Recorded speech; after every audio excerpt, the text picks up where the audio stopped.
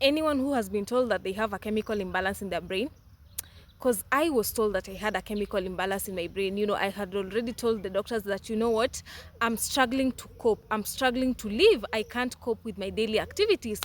I feel like dying. I feel like collapsing. And they were saying that it was a chemical imbalance, and I was like, if it's a chemical imbalance, why don't you give me meds to balance the chemicals in my brain? Why are you giving me antidepressants? I don't know, SSRIs. Can you literally just give me the meds to balance the chemicals in my brain?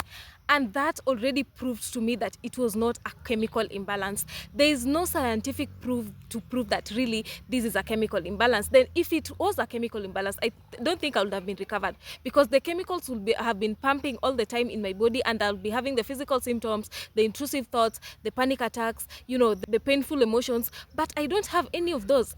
Anxiety is not caused by a chemical imbalance in your brain. It is not true.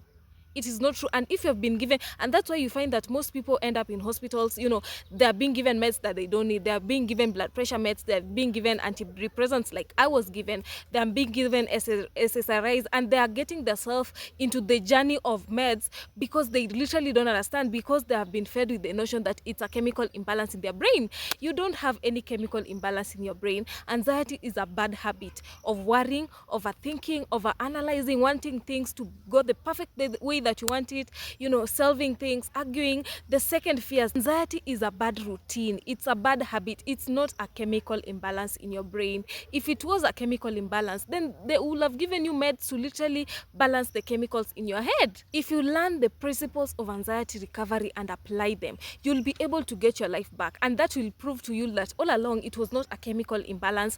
It is only the bad habit that you built, the worrying, the resisting, the fighting of your symptoms, that led you to having an anxiety disorder. Now you are in a cycle which someone is now telling you that is a chemical imbalance. It's not a chemical imbalance.